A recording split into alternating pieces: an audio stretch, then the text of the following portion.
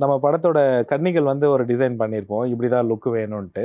அது எனக்கு மட்டும் தான் தெரியும். நான் யாருக்கும் சொல்லவே இல்ல. அப்படி இருக்கும்போது ஒரு 4வது, 5வது நாள்லாம் வந்து பார்த்தீங்கன்னா, மேக்கப் ஆர்டிஸ்ட் வந்து ஒரு மாரி ஃபீவர் வந்துருச்சு அவருக்கு பயந்துட்டு.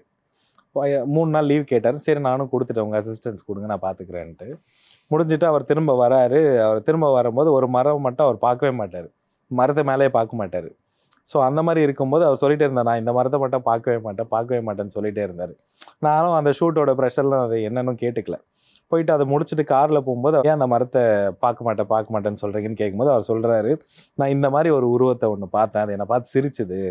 அப்படின்ற மாரி சொல்றாரு. சரி எந்த மாரி உருவம்ன்னு கேட்கும்போது, நான் கன்னிகளுக்கு என்ன ஸ்கெட்ச் பண்ணி வச்சிருந்தேனோ, அத அப்படியே சொல்றாரு. Oh my god! Ah. Literally shock. எனக்கு அந்த பிலீவ் அதெல்லாம் சுத்தமா கிடையாது. ம். இது சொன்ன உடனே எனக்கே ஒரு மாரி ஆயிருச்சு. கூஸ் பம்ப்ஸ் ஆயிருச்சு. ம். ஃபர்ஸ்ட் நாள் ஷூட் போறோம். போம்போது ஊர் மக்கள் எல்லாம் ஒண்ணு சேர்ந்து வந்துட்டாங்க. இந்த ஊருக்குள்ள காட்டுக்குள்ள செப்பல்லாம் போடக்கூடாது, நான்வெஜ் எல்லாம் சாப்பிடக்கூடாது அப்படின்ட்டு ஒரு பிரச்சனை. எல்லாரும் செப்பல் கழட்ட சொல்றாங்க. இங்க யாருக்கும் பழக்கமும் இல்ல. நான் நடந்துருவேன். நான் ஊர் சைடுல இருந்து வந்தவன் தான். பட் மத்தவங்களுக்கு அந்த பழக்கமே கிடையாது. அது ரொம்ப ஒரு பெரிய இஷ்யூஸா போயிட்டே இருந்தது. ஸோ போயிட்டே இருக்கும்போது, நம்ம கேமரா டீம்ல இருந்து ஒரு அசிஸ்டன்ட் வந்து ஒரு மரத்துக்கு அடியில போயிட்டு நின்னாரு. சாஞ்சு அந்த செப்பலோட. போய் நின்ன உடனே ஊர் மக்கள் எல்லாம் ஒரு மாரி திட்ட ஆரம்பிச்சுட்டாங்க கெட்ட வார்த்தையில. சொல்லி திட்டின உடனே, "ஏங்க இப்படி சொல்றீங்க?" அப்படின்னு கேட்கும்போது, "இது இங்க தெய்வங்கள் இருக்கிற மரம், தெய்வங்கள் இருக்கிற காடு" அப்படின்னு சொன்னாங்க. நான் அதுக்கப்புறம் கேட்டேன், "என்ன தெய்வங்க இருக்கு இங்க?" அப்படின்ட்டு.